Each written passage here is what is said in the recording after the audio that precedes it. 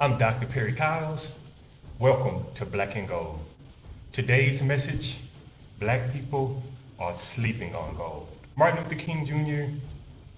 told us that he integrated us into a burning house, and the American dollar is being used as fuel to burn down the house.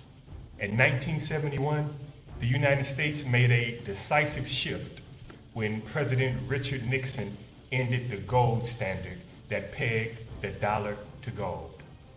From that point forward, dollars could be created without a fixed physical anchor. That change becomes visible when you compare the dollar to gold over time. In 1971, gold was at $35 an ounce. Today, that same ounce of gold is worth roughly $4,600.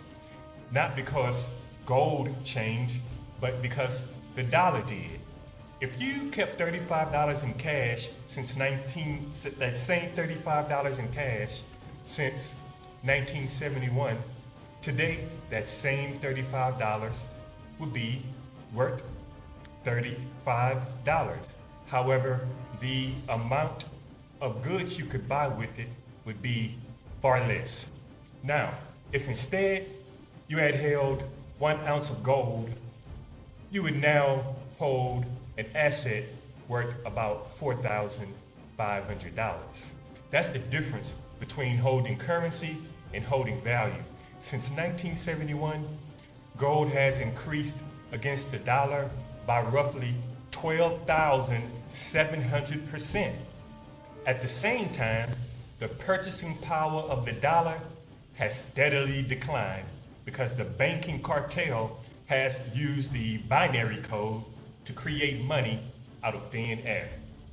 This pattern became even more clear during periods of financial stress.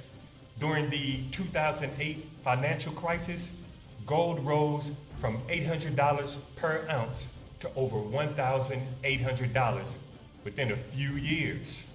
A $10,000 position in gold during that time would have grown to more than $20,000, while $10,000 held in cash would have remained fixed, even as the prices of homes, food, energy, and assets continued to rise.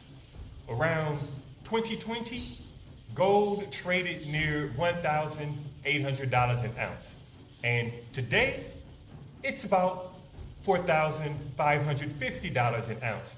That means $15,000 held in gold would have been around 8.3 ounces of gold in 2020, and that same gold now, today, would be worth about $39,000. By contrast, $15,000 held in cash is still $15,000.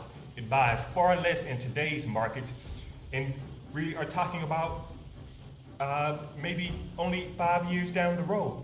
So dollars are designed for circulation, but gold is used for preservation.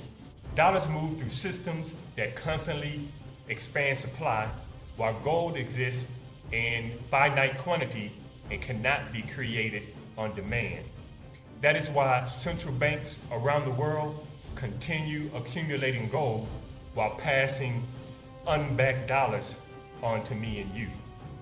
For Black Americans, this conversation carries additional importance because banking systems have historically limited our access to wealth building opportunities through practices such as redlining and discriminatory lending.